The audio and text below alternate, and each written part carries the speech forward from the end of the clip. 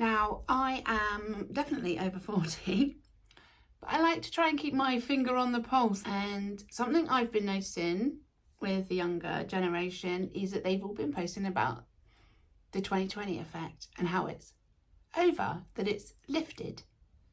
And I think they might actually be onto something. I'm over being scared, let them talk and let them stare. Go tell them that my time is now. Don't forget to like, comment and subscribe. So the quote unquote younger generation have been posting videos that show like a before and after of the same picture, i.e. 2016 to 2019, and then 2020 to 2024, and then 2025. And the idea is that it goes from beautiful and bright to a bit lackluster, and then beautiful and bright again. And I've been seeing it quite a lot. We are now 5 years past that horrendous time of lockdown and illness and just global craziness. And perhaps we are healing collectively, and the kids are showing it in the only way that they kind of feel able to, I suppose. Astrology this year is a year 9, which is like a new beginning. It's the year of the empowered soul. Follow a lady called Elizabeth Peru, spoke about her in another video. And this year is all about shedding skin. It's all about moving forward, dropping off what no longer serves us, and being empowered, basically. And I do feel that this is because collectively we are perhaps able to move forward from the trauma of 2020, because let's face it, that was an incredibly trying time, traumatizing, and my son's still healing from it. Obviously, thank God, not from the actual illness, but from the anxiety that was permeating our existence.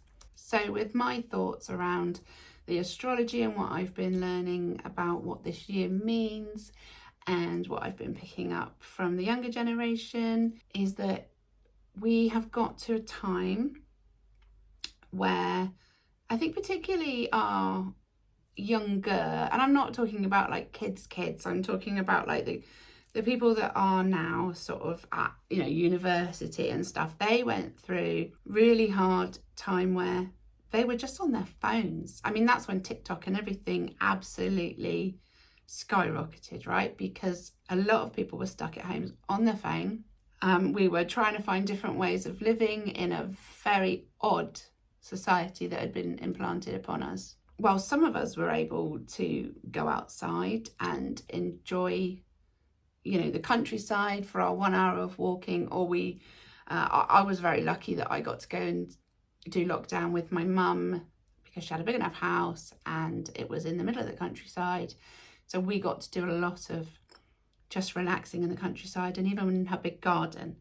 But you have to remember that that's not everybody's experience. A lot of people spent time in their houses or flats, apartments, because that's where they lived and that's what they had to do, or there was mental illness or chronic pain or disability or something holding them in, and their approach to lockdown is vastly different to mine, and mine is vastly different to other people's. We have generation of kids and young adults that have been consumed by looking on their phones and their iPads and seeing world through a lens.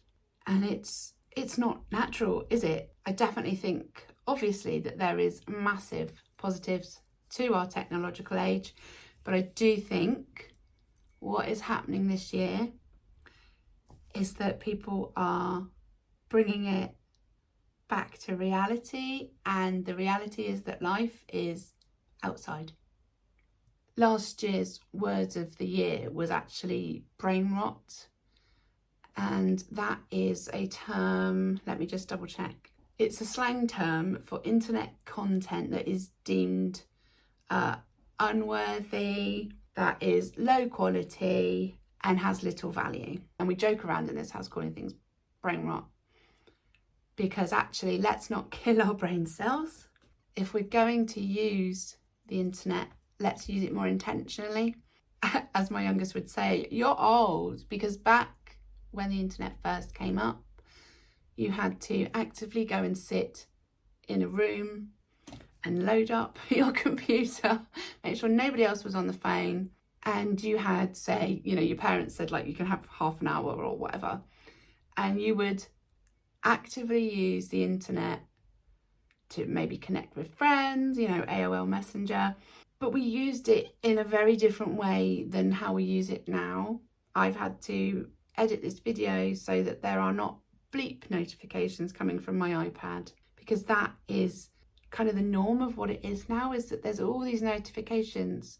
We didn't get that when you had to boot up and go sort of into the internet. It was almost like a room, a point in time that you entered. And then when your time was up, because somebody needed the phone, or it was somebody else's turn, you turned it off and you stepped away back into the real world, as it were.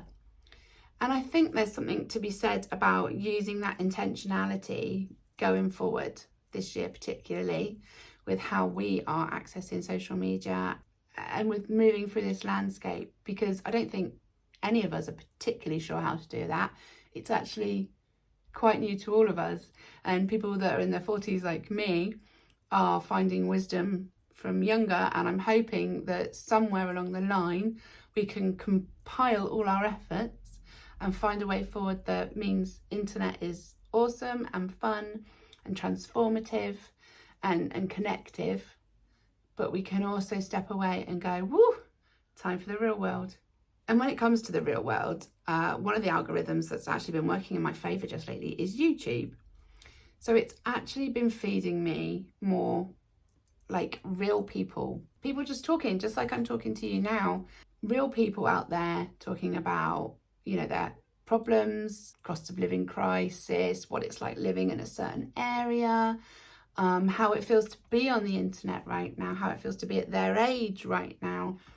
And I've really enjoyed the algorithm feeding that to me. So I have, again, changed how I interact with these things by commenting and liking more, so that perhaps I get more of that. I love watching polished stuff on YouTube. Like, don't get me wrong, there are some absolutely fantastic channels out there who are very polished because they've been doing this years, and it's amazing, and I still enjoy watching them.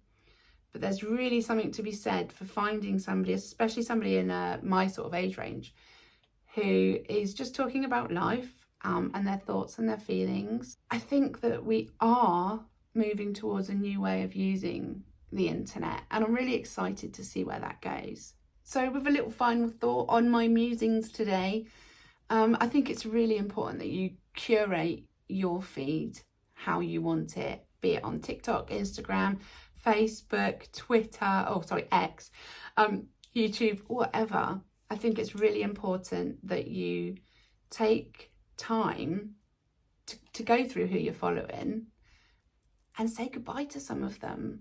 Maybe they have a negative effect because perhaps you don't agree with them, or maybe they're making you feel less than. So just really choose and decide who you're letting in your world, and that includes in the real world. You have it in you to put down boundaries for what is comfortable for you, and put stuff on your feed that inspires you. I'll be back here again with you soon. Bye. Don't forget to like and subscribe.